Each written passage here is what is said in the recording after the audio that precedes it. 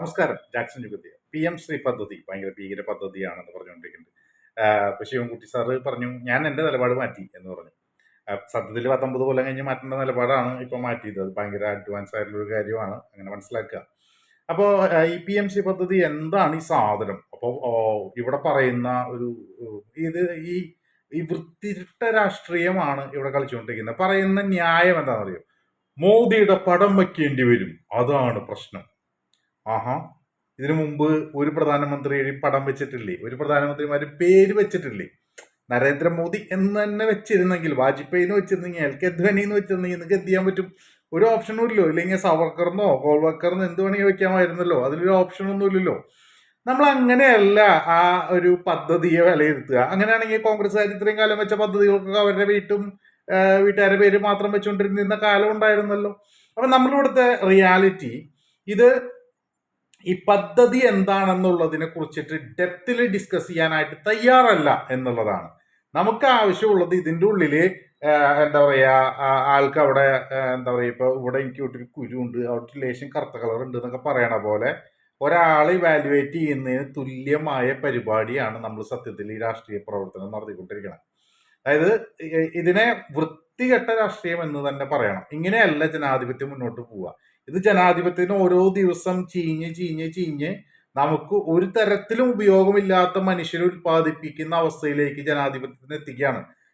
നമുക്ക് അത്രയും വൃത്തികെട്ട രീതിയിൽ ന്യായം പറയാൻ പറ്റുന്ന അവസ്ഥയിലേക്ക് എത്തിക്കുകയാണ്. അപ്പൊ ഇവിടെ നമുക്ക് മനസ്സിലാക്കേണ്ട കാര്യം, ഈ PM-ശ്രീ പദ്ധതി എന്ന് പറയുന്ന പദ്ധതി വരുന്നത് എഡ്യൂക്കേഷനില് കുറച്ച് ഡെവലപ്മെന്റ്സ് വരികയാണ്. അപ്പൊ അതിനെ കുറിച്ചിട്ട് എന്താണ് ഈ ഡിസ്കഷൻ വരാത്തത്? അതായത് എന്താ പറയാ, ഈ കുട്ടികളുടെ ഫെസിലിറ്റിയോ അല്ലെങ്കിൽ പഠിക്കുന്ന രീതികൾ അല്ലെങ്കിൽ അത്തരം കാര്യങ്ങളിൽ അവരുടെ ഫെസിലിറ്റികൾ, എന്താ പറയുക, സ്റ്റൈൽ ഓഫ് സ്റ്റഡീസ്, ഒരു കുട്ടിയുടെ ഒരു സൈക്കോളജിക്കൽ ഇവാലുവേഷൻ കൗൺസിലിങ്സ് നടത്തിയിട്ട് അവരുടെ വീക്ക്നെസ് എബിലിറ്റീസ് മനസ്സിലാക്കി അതിനനുസരിച്ചുള്ള കരിയർ ഗൈഡൻസുകൾ കൊടുത്ത് അവരെ ബെറ്റർ ആക്കാൻ പറ്റുന്ന രീതിയിലേക്കൊക്കെ എഡ്യൂക്കേഷനെ മാറ്റുക എന്നുള്ളതാണ് സത്യത്തിൽ ഈ പദ്ധതിയുടെ ഭാഗം. ആ NEP എന്ന് പറയുന്ന സാധനത്തിനെ കുറിച്ചിട്ട് ഇന്ന് K. സുരേന്ദ്രൻ പറയാണ്, ഞങ്ങൾ ഹെഡ്ഗേവാറിനെ കുറിച്ച് സംസാരിക്കും, ഞങ്ങൾ മറ്റേ സവർക്കറെ കുറിച്ചിട്ട് പഠിപ്പിക്കും. അയാള് എന്താ പറയാ, ബീഫ് കഴിച്ച് ഉള്ളിക്കറി എന്ന് പറയുന്ന, അല്ലെങ്കിൽ ഹാൻഡ്സ് വെച്ചിട്ട് ഈ പറഞ്ഞ പരിപാടി ഇട്ട് ഇരുതല മുടിക്കൊട്ട് താഴേക്കിട്ട് 50 രൂപയ്ക്ക് പെട്രോൾ കിട്ടുമ്പോ എന്ന് പറയുന്ന പോലത്തെ ഒരു മണ്ടത്തരം പറയുന്ന ആളാണ്. ഒരു കൊള്ളില്ലാത്ത ഒരാളാണ്. ഒബ്വിയസ്ലി നമുക്ക് മനസ്സിലാക്കാം, അയാൾ കുറച്ച് വർഗീയത പടർത്താൻ പറ്റും, അത്ര തന്നെ അയാൾ ഇതിലും ചെയ്യുന്നുള്ളൂ. അതിനേക്കാൾ മുകളിലേ അയാൾക്ക് വലിയ സംസ്കാരമൊന്നുമില്ല. അപ്പൊ അയാൾ ചെയ്യുന്നത് എന്താണെന്ന് വെച്ച് കഴിഞ്ഞാൽ, ഇവിടെ ഇത് അംഗീകരിച്ചപ്പോ തിരിച്ച്, അതായത് ഈ അംഗീകരിക്കാതിരിക്കാൻ ഇവര് പറഞ്ഞ മുഴുവൻ മുട്ടുന്യായങ്ങളാണ്, കാര്യമായിട്ടുള്ള കാര്യങ്ങളൊന്നുമല്ല സംസാരിച്ചിരുന്നത്. അപ്പൊ അവർ അംഗീകരിച്ചപ്പോ തിരിച്ച് ചില മുട്ടുന്യായങ്ങൾ പറയണം. ഇനി മുതൽ ഇതിപ്പോ അംഗീകരിച്ചത് മുതല് ഇപ്പൊ മുതല് എന്താ പറയാ, ഇനി രാജീവ് ചന്ദ്രശേഖരന്റെ ഫോട്ടോ, എന്താ പറയുക, സുരേന്ദ്രന്റെ ഫോട്ടോ ഒക്കെ സ്കൂളുകളിൽ ഒട്ടിക്കേണ്ടി വരും, എന്നാൽ മാത്രമേ ഇങ്ങനത്തെ വൃത്തികേട് പറയാണ്. ഇതിൽ എന്താ സത്യത്തിൽ നടക്കുന്നതെന്ന് അറിയോ? ഇതുകൊണ്ട് ജനങ്ങൾക്ക് എന്താണ് ഗുണമുള്ളത്? ഇതുകൊണ്ട് നമ്മുടെ കുട്ടികൾക്ക് എത്ര ഗുണം ലഭിക്കും, അല്ലെങ്കിൽ അത് അഡ്വാൻറ്റേജസ് എന്താണ്, ഡിസഡ്വാൻറ്റേജസ് എന്താണ്, ആ ഡിസഡ്വാൻറ്റേജസിനെ മറികടക്കാൻ നമുക്ക് എന്തോ ചെയ്യാൻ കഴിയുമെന്ന ക്രിയാത്മകമായ ചർച്ചകൾ രാഷ്ട്രീയത്തിൽ ഉണ്ടാവേണ്ടത്. നമ്മുടെ നിയമസഭയും പാർലമെന്റുകളിലും നടക്കേണ്ട ചർച്ച, നമ്മുടെ പ്രതിനിധികളായിട്ട് മറ്റു മനുഷ്യരെ അവിടെ പോയി നടത്തേണ്ട ചർച്ച അതാണ്. ഇവിടെ പ്രശ്നം എന്താണെന്നറിയോ? നമുക്കൊരു 30 മിനിറ്റ് സംസാരിക്കാനായിട്ട് നിയമസഭയിൽ അവസരം കിട്ടിയാൽ എൻ്റെ എന്താ പറയുക, നിയമസഭയിലോ അല്ലെങ്കിൽ പാർലമെന്റിലോ എൻ്റെ പഞ്ചായത്തിലോ ഉള്ള ഒരു വിഷയത്തെ കുറിച്ചിട്ടും എനിക്ക് വലിയ ധാരണയൊന്നുമില്ല. ഞാൻ അവിടെ പോയിട്ട് നിങ്ങൾ അവിടെ അങ്ങനെ ചെയ്തിട്ടില്ല, ഇവിടെ ഇത് പറഞ്ഞിട്ടില്ല എന്നുള്ള രാഷ്ട്രീയ പ്രസംഗം പറഞ്ഞുകൊണ്ടിരിക്കുകയാണ്. എൻ്റെ സ്ഥലത്ത് എൻ്റെ പ്രതിനിധീകരിക്കുന്ന ജനങ്ങളുടെ പ്രശ്നം ഇതാണ്, ഈ പ്രശ്നങ്ങൾക്ക് ഇന്ന രീതിയിലുള്ള കാര്യങ്ങൾ കണ്ടെത്തണം, അതിനെ പൊതുവിൽ ഇങ്ങനെ നയമാറ്റങ്ങൾ ഉണ്ടാവണം, അല്ലെങ്കിൽ ഇത്തരം കാര്യങ്ങളൊക്കെ ചെയ്യണമെന്ന് പറയുന്ന ഒരു ജനപ്രതിനിധി പോലും ഇല്ല. ഈ സങ്കടകരമായ അവസ്ഥ, ഒരു ജനപ്രതിനിധി പോലും ഇല്ല. നമ്മൾ എല്ലാ ജനപ്രതിനിധി അവിടെ പോയി ഇന്ന് രാഷ്ട്രീയം പറയാണ്. ഇപ്പോ ഒരു ചർച്ച വരികയാണ്. അപ്പൊ ചർച്ചയിൽ ഞാൻ ഈ ചർച്ചയെ എതിർക്കുന്നു. എന്ത് ഉണ്ട കണ്ടിട്ട് ഇവരെ എതിർക്കുന്നത്? ഇതിൽ എന്ത് പോയിന്റിൽ ഇവരെ എതിർക്കുന്നത്? ഒരു പോയിന്റും ഇല്ല, ഫുള്ളി എതിർക്കുന്നു.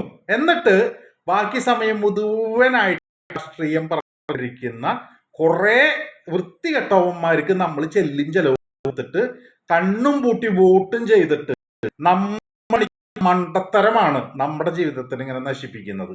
മനസ്സിലാക്കാൻ എന്നെങ്കിലും ഒരു കാലത്ത് ഒരു 100 കൊല്ലം കഴിഞ്ഞാലും ഞാൻ ചെയ്യുന്നില്ല. ബാക്കി എല്ലാ സംസ്ഥാനക്കാർക്ക് ചെയ്താലും, കാരണം മണ്ടൻ എന്ന് മുഖത്ത് നോക്കി വിളിച്ചാൽ മലയാളി ഇങ്ങനെ അയ്യോ എന്ന് പറയും. നമ്പർ 1 എന്ന് വിളിച്ചാൽ നമ്പർ 1 ആണ് പറയുന്ന അത്രയും മണ്ടന്മാരായിട്ടുള്ള ഒരു ജനതയുടെ കൂടെയാണ് നമ്മൾ ജീവിക്കുന്നത്. ഇപ്പൊ സ്വാഭാവികമായും വളരെ കുറച്ച് ആൾക്കാരെ ഇത് അക്സെപ്റ്റ് ചെയ്യുള്ളൂ. അല്ലാത്തൊരു ഇലക്ഷന്റെ ദിവസമാകുമ്പോ എന്റെ പാർട്ടി, എന്റെ ചിഹ്നം, എന്റെ കുന്തം, എന്റെ കുടച്ചക്രം, എന്റെ ജാതി, എന്റെ മതം എന്ന് പറഞ്ഞിട്ട് ഇങ്ങനെ നിൽക്കും. ഈ നിൽക്കുന്ന, അല്ലെങ്കിൽ അതിനേക്കാൾ വലിയ ട്രെൻഡാണ് ഇയാളാണ് ജയിക്കാൻ പോണേന്ന് കേട്ട അയാൾക്ക് കൊണ്ടുപോയി കുത്തുക. കാരണം എന്താ വെച്ചാൽ എന്റെ വോട്ട് ജയിക്കുന്ന ആൾക്ക് കുത്തുന്നതാണ്. ഇതൊക്കെയാണ് ഇവിടുത്തെ വോട്ടിങ്ങിന്റെ പാറ്റേൺ. അല്ലാതെ ഇവരെന്താ ഈ പറയുന്ന കണ്ടന്റ്, ഇവർ പോയ വല്ല ഉപകാരം ഉണ്ടോ? ഗോവിന്ദച്ചാമിനെ കൊണ്ടുവന്ന് നിർത്തിയാൽ വോട്ട് ചെയ്യാൻ ഒരു മടിയില്ലാത്ത മനുഷ്യരായിരുന്നു. 100% ഞാൻ പറഞ്ഞു. നിങ്ങൾ ഏത് പാർട്ടിയുടെ പേരിൽ ഗോവിന്ദച്ചാമിനെ കൊണ്ടുവന്ന് നിർത്തിയാലും ആ ആൾക്ക് വോട്ട് ചെയ്യാനൊരു ആളുണ്ടാവും.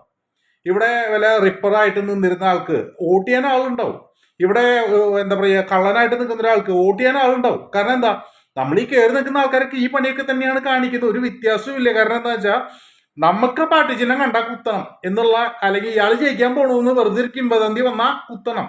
ഈ കുത്തുന്ന രീതി മാറാത്തിടത്തോളം കാലം, അതായത് ഈ ഫ്ലോടൊപ്പം ഞങ്ങൾ പോണം എന്ന് പറയാത്തിടത്തോളം കാലം നമുക്കൊരു മാറ്റം വരില്ല. അപ്പൊ ഇവിടെ ഈ പദ്ധതി എന്താണ് എന്നുള്ളതിനെ കുറിച്ച് ചർച്ച ചെയ്യാൻ താല്പര്യമില്ല. നിങ്ങൾ എന്ത് പറഞ്ഞാലും മോശമാണ്. ഇതിനപ്പുറത്തേക്ക് ഒരു വരിയില്ല. ഇത് മനസ്സിലാക്കുന്ന ഒരു തലമുറ ഇവിടെ ഉണ്ടായില്ലെങ്കിൽ ഇവിടെ തലമുറയൊന്നും ഉണ്ടാവില്ല. തലമുറ മുഴുവൻ വേറെ വല്ല രാജ്യത്തിരിക്കും. അല്ലാതെ ഇവിടെ എന്തെങ്കിലും വെച്ചിട്ട് മുന്നോട്ട് പോകാനൊന്നും പറ്റില്ല. ഇത് അവസാനം ആളൊഴിഞ്ഞു പോയി വേറെ വല്ല സംസ്ഥാനക്കാരൊക്കെ ഇവിടെ വന്ന് അവരിവിടെ താമസിച്ച് അവർക്ക് വരുമാനം ഇല്ലാണ്ടാവുമ്പോൾ ഇതിട്ടിട്ട് അവർ വേറെ സ്ഥലത്തേക്ക് പോകുന്ന അവസ്ഥ കാണേണ്ടി വരും. മലയാളി ഇത് കണ്ടാലും പഠിക്കൊന്നുമില്ല കേട്ടോ. അവസാനത്തെ മലയാളി, ഞാൻ വീണ്ടും പറയുന്നു, അവസാനത്തെ മലയാളി ഇവിടെ താമസിക്കുന്നു. ബാക്കി എല്ലാവരും നാട് വിട്ടു പോയാലും അവനും ഇതേ പോയിട്ട് വോട്ട് കുത്തുന്നുള്ളൂ 100% ഉറപ്പാണ്. കാരണം അത് അവന്റെ ഒരു നെഗറ്റീവ് രാഷ്ട്രീയം ഭയങ്കര ഇഷ്ടമാണ്. നമുക്കൊരു കാര്യം വന്നു കഴിയുമ്പോൾ അതിന് നെഗറ്റീവ് പറഞ്ഞ് കിട്ടിയാൽ നമുക്ക് ഇങ്ങനെ ഒരു സുഖമാണ്. അത് കേൾക്കുമ്പോൾ ഒരു സുഖം. അതിനെക്കുറിച്ച് നെഗറ്റീവ് പറഞ്ഞ്, അല്ലെ, നമ്മളിപ്പോൾ ഒരാളെ കൊന്നു എന്നൊരു വാർത്ത വന്നാൽ ഇയാളാണോ കൊന്നതെന്നൊന്നും നമുക്കറിയണ്ട. നമുക്കിതിങ്ങനെ നെഗറ്റീവായിട്ട് ഇങ്ങനെ കുറെ ഇങ്ങനെ കേട്ടാൽ മതി. നമുക്കൊരു സുഖമാണ് അത് കേൾക്കുമ്പോൾ. അവസാനം ഇയാൾ നിരപരാധിയാന്ന് പറയുമ്പോൾ ഓരോ കേസ് അപ്പോൾ പറയാണ് ഇയാള് മറ്റാളാണ്, എന്നാ അവന്റെ കുറ്റം കുറച്ച് കേട്ട് കഴിഞ്ഞാൽ നമ്മളിങ്ങനെ ത്രിൽഡ് ആയിട്ടുള്ള എന്ത് മനോഹരമായ മനുഷ്യരാണെന്നറിയാവോ നമ്മൾ. അവിടെ ഇവരോടൊന്നും പറഞ്ഞു മനസ്സിലാക്കാൻ പറ്റില്ല എന്നറിയുന്നത് കൊണ്ട്, സഹപൗരര് ഇങ്ങനെയൊക്കെ ആയതുകൊണ്ട് എന്താ പറയുക, അടുത്ത പ്രാവശ്യം CPM വരട്ടെ, പിണറായി വിജയന്റെ 3ാം ഭരണം ഉണ്ടാവട്ടെ, മോദി സർക്കാരിന്റെ പോലെ തന്നെ. അങ്ങനെ നമ്മുടെ നാട്ടിൽ വലിയ മാറ്റങ്ങൾ സംഭവിക്കട്ടെ എന്ന് ആശംസിക്കാൻ മാത്രമേ പറ്റുള്ളൂ. പ്രാവാണ് സത്യത്തിൽ, വേറെ എനിക്ക് ഒന്നും ചെയ്യാനില്ല. എന്തായാലും ഞാൻ CPM ആരെ നിർത്തിയാലും LDF ആരെ നിർത്തിയാലും വോട്ട് ചെയ്യുന്നുള്ള തീരുമാനത്തിലാണ്. കഴിഞ്ഞ ദിവസം സുരേഷ് ഗോപിക്ക് വോട്ട് ചെയ്തത്. ഇത് നശിക്കട്ടെ എത്രയും പെട്ടെന്ന് വിചാരിക്കാൻ മാത്രമേ ഇനി ഇവിടെ നാട്ടിൽ കഴിയുള്ളൂ. അല്ലാതെ ഇവരൊന്നും മനസ്സ് മാറിയിട്ടൊന്നും ഇവിടെ നാട് നന്നാക്കാൻ പറ്റില്ല.